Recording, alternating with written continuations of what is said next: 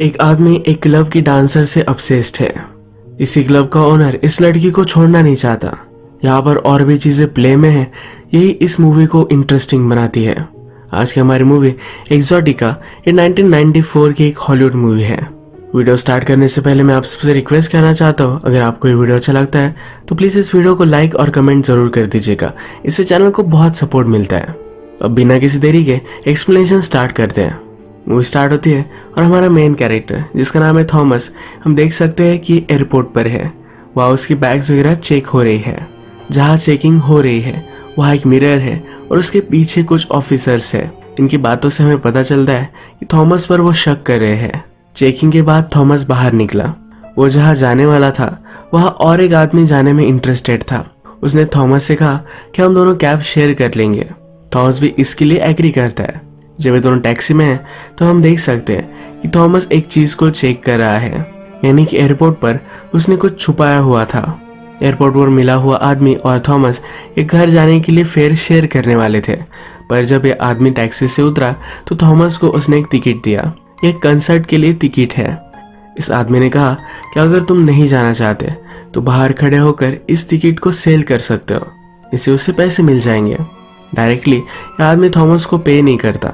Thomas जब घर पर आया तो उसने अपने स्टमक को कुछ स्ट्रैप किया हुआ था। इस स्ट्रैप में उसने कुछ अंडे छुपाए हुए हैं। इसके बारे में जैसे मूवी आगे बढ़ेगी वैसे हमें पता चल जाएगा। इसके बाद हमें एक क्लब दिखाया जाता है जिसका नाम है एक्सोटिका और यही हमारी मूवी का टाइटल है। हमारी और एक मेन कैरेक्टर यहाँ इंट्रोड्यूस होती है जिसका नाम है क्रिस्टीना। क्रिस्टीना इसी क्लब में स्ट्रिपर का काम करती है। इस क्लब में लोग खुद के लिए प्राइवेट डांस बुक कर सकते हैं।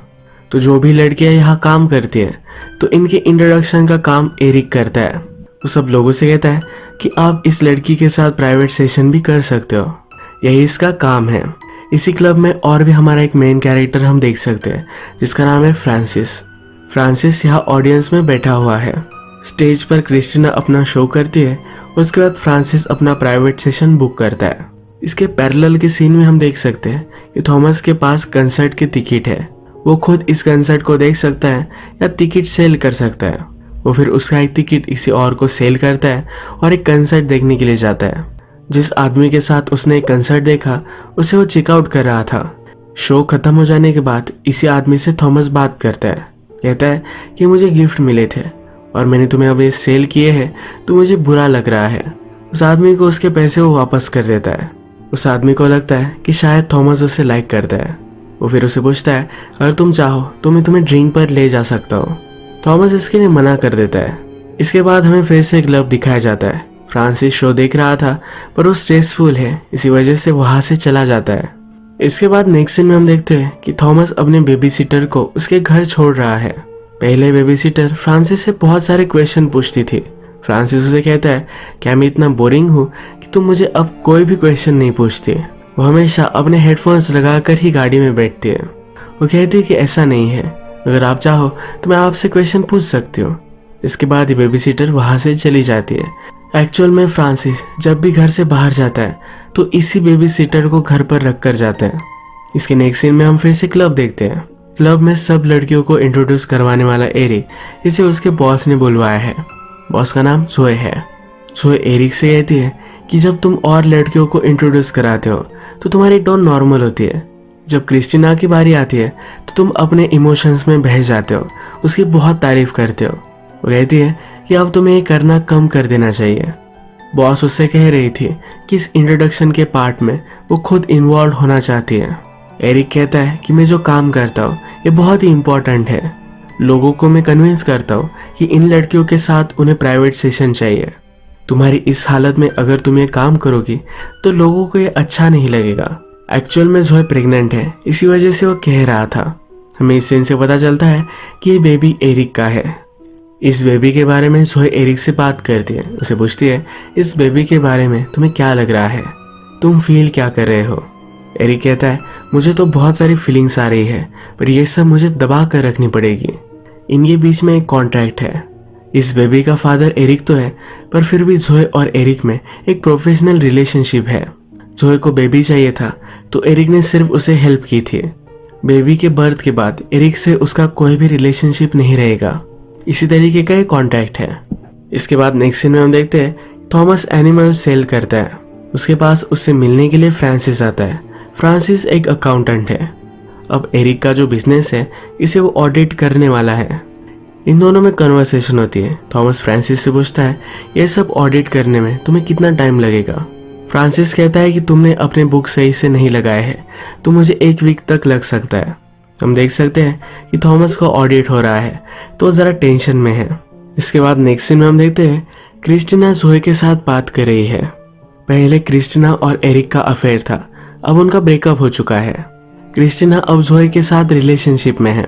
वो जोए से कहती है कि तुम एरिक को फायर क्यों नहीं कर देती। उन दोनों में रिलेशनशिप है, इसी वजह से एरिक जलता रहता है। वो कहती है अगर तुम उसे फायर करोगे तब उस पर एक एहसान ही करोगे। ये सब सिचुएशन मैं आपको फिर से बताता हूँ। जोए एक्चुअल में एरिक के बेबी से प्रेग्नेंट है, पर जोए और एरिक में एक कॉन्ट्रैक्ट है कि एरिक इस बेबी से कोई भी संबंध नहीं रखेगा। फॉर एग्जाम्पल वो एक सरोगेट फादर है। क्रिस्टीना और एरिक में रिलेशनशिप थी जो अब टूट चुकी है। इसके ऑपोजिट में क्रिस्टीना और जोए इन दोनों में रिलेशनशिप है। नेक्स्ट सीन में हम देखते हैं फ्रांसिस जब थॉमस के लिए ऑडिट कर रहा था तब थॉमस के एक ड्रॉअर में उसे गन मिली। गन देखने के बाद वहां से वो चला गया। जाते जाते थॉमस से उसने कहा तुम्हारे बुक्स बहुत ही सस्पिशियस है। तुम जो भी काम करते हो ये मैनेज करने के लिए किसी को तुम्हें हायर करना चाहिए। इसके बाद फ्रांसिस अपने बेबी सिटर को लेने के लिए उसके घर जाता है।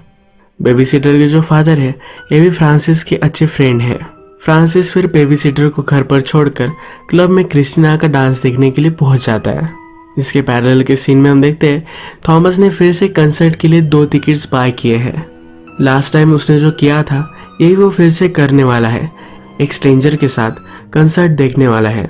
क्रिस्टीना का डांस देखते वक्त फ्रांसिस उसके लिए वरी करता है। वो कहता है डांस करते वक्त अगर किसी ने तुम्हें हर्ट कर दिया तो क्या होगा।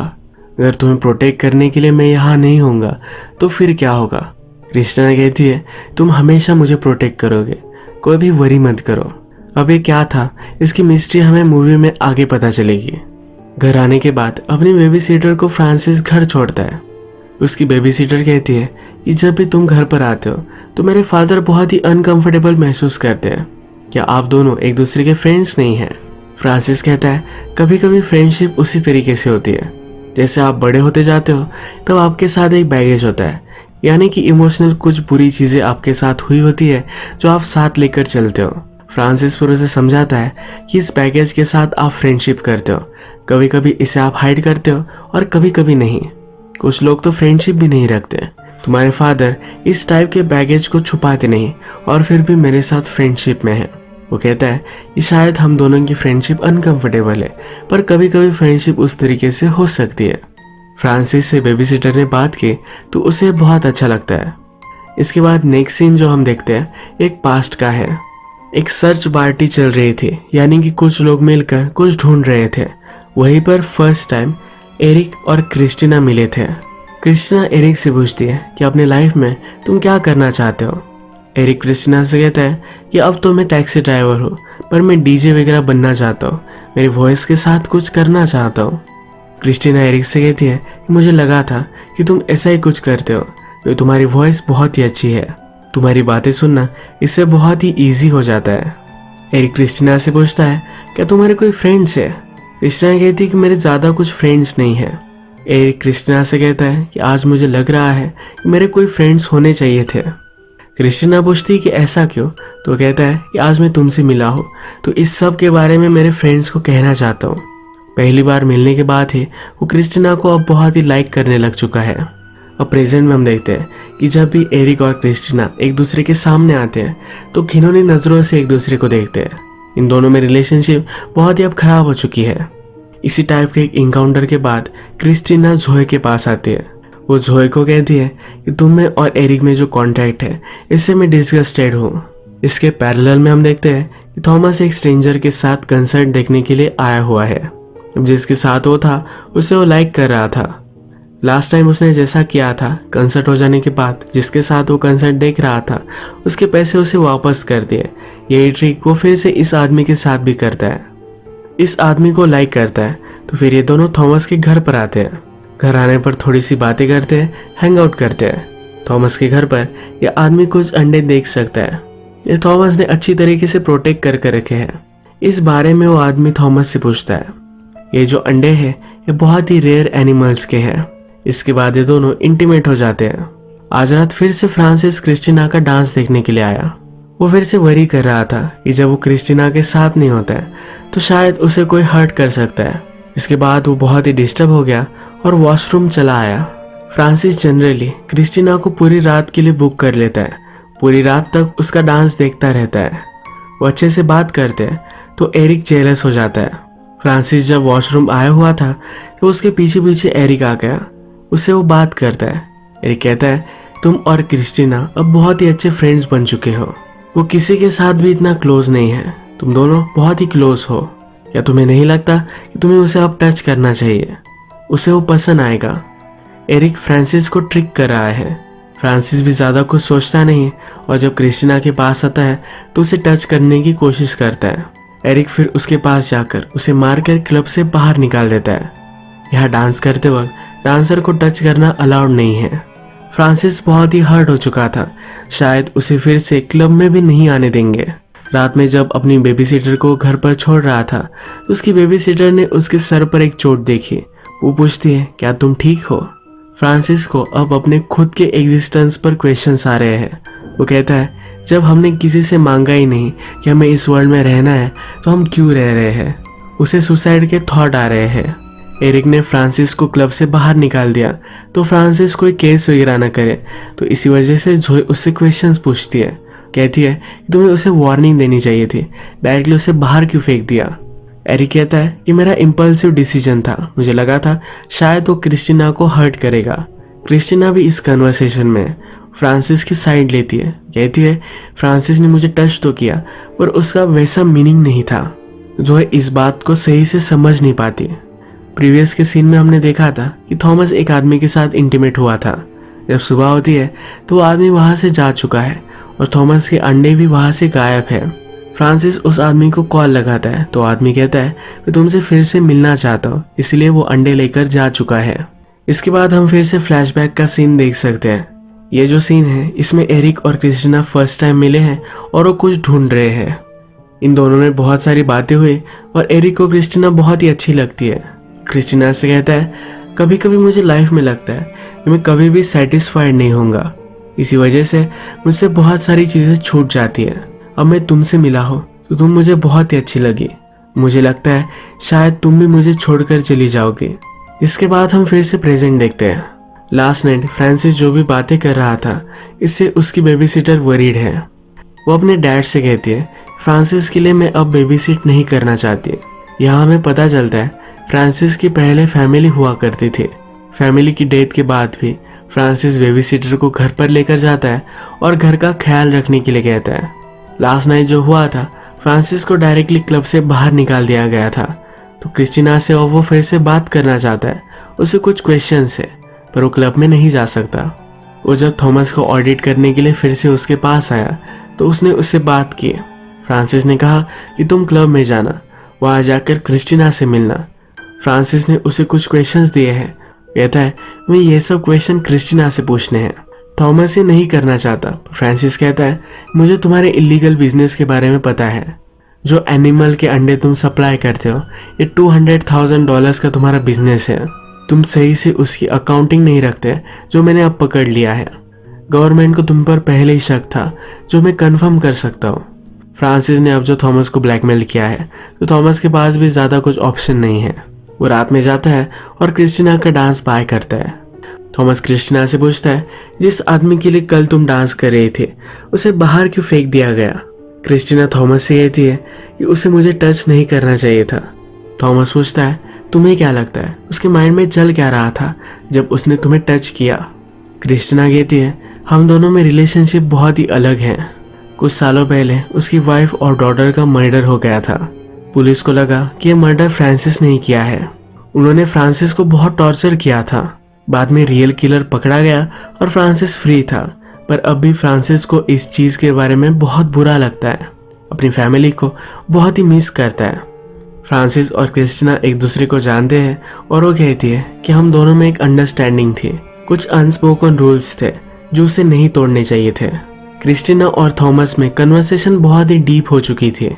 ये जब एरिक ने देखा तो फिर से वो जेलस हो गया था। थॉमस जब वॉशरूम गया तो उसके पीछे पीछे फिर से एरिक आया। उसने कहा कि तुम क्रिस्टीना से बहुत ही अच्छे से बात कर रहे थे, कुछ ही घंटों में तुम दोनों अच्छे से फ्रेंड्स बन चुके हो। कहता है क्रिस्टीना और मेरा, हम दोनों का रिलेशनशिप भी ऐसा ही था। मैं फर्स्ट टाइम उसे मिला और मुझे लगा कि मैं हमेशा से उसे जानता हूँ, मैं उसे बहुत प्यार करता हूँ। एरिक का इस तरह से थॉमस से बात करना ये बहुत ही वियर्ड था। थॉमस जब क्रिस्टीना के पास आता है तो उसे सब कुछ ये चीज़ बताता है। क्रिस्टीना समझ जाती है ये एरिक ही होगा। वो ये भी फिगर आउट करती है कि शायद फ्रांसिस से कल एरिक ने बात की थी। क्रिस्टीना फिर जोए को ये सब बताती है, उसकी कंप्लेंट करती है। एरिक अपनी सफाई में कुछ कहता है पर क्रिस्टीना उस पर बहुत ज़्यादा नाराज है। एरिक को लगता है कि शायद वो फिर से क्रिस्टीना को पा सकता है, पर इन दोनों में रिलेशनशिप बियॉन्ड रिपेयर चली गई है। रात में फ्रांसिस ने क्लब में आने का ट्राई किया पर उसे किसी ने भी आने नहीं दिया। इस चीज़ से फ्रांसिस बहुत ही चिढ़ चुका है। नेक्स्ट डे जब वो थॉमस से मिलता है तो उसकी गन ले लेता है। कहता है कि अब मैं एरिक को जाकर मार आऊँगा। फ्रांसिस ने जब थॉमस को क्लब में भेजा था तो थॉमस के पास एक माइक्रोफोन था। थॉमस क्रिस्टीना से जो भी सब बातें कर रहा था ये सब फ्रांसिस गाड़ी में सुन रहा था। फ्रांसिस को अब पता चल चुका है कि एरिक ने उसे सेटअप किया था। उसने उसे मैनिपुलेट किया कि वो क्रिस्टीना को टच करे। फ्रांसिस इस बात से बहुत ही गुस्सा है।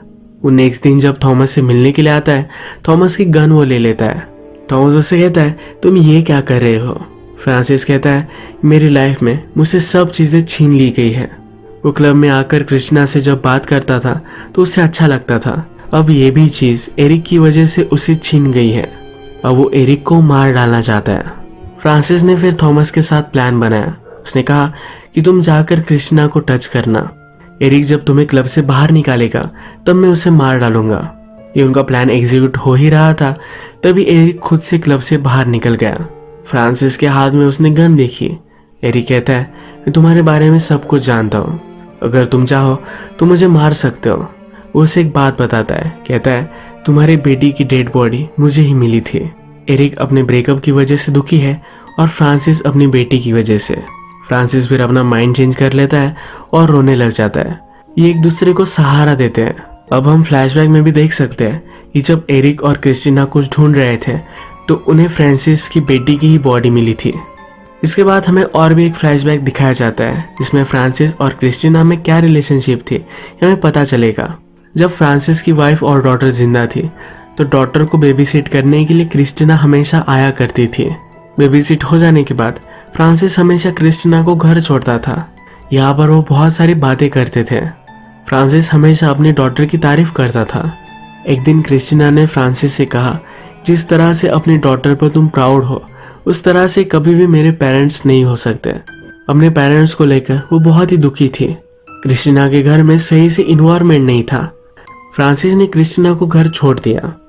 क्रिस्टीना कहती है जब आप मुझे छोड़ने के लिए आते हो जो हम कार में बातें करते हैं ये उसे बहुत अच्छा लगता है। इन दोनों के लिए एक टाइप की ये थेरेपी है। एक दूसरे के अच्छे फ्रेंड बन चुके थे। अब इस फ्लैशबैक से हमें कुछ बातें पता चली है। क्रिस्टीना के घर में सही से इन्वायरमेंट नहीं था इसलिए वो स्ट्रिप क्लब में काम करने लग चुकी थी। वो फ्रांसिस की एक अच्छी फ्रेंड भी थी। अपनी वाइफ और डॉटर के मर जाने के बाद फ्रांसिस को इमोशनल सपोर्ट की ज़रूरत है इसलिए वो हमेशा क्रिस्टीना को देखने के लिए आता था। इन दोनों की रिलेशनशिप में कोई भी अट्रैक्शन का पार्ट नहीं था। फ्रांसिस हमेशा क्रिस्टीना के लिए वरी करता था कि जहाँ वो काम कर रही है यहाँ पर वो हर्ट हो जाएगी, इसलिए हमेशा आया करता था। हर रात उस पर नज़र रख कर उसे वो प्रोटेक्ट कर रहा था।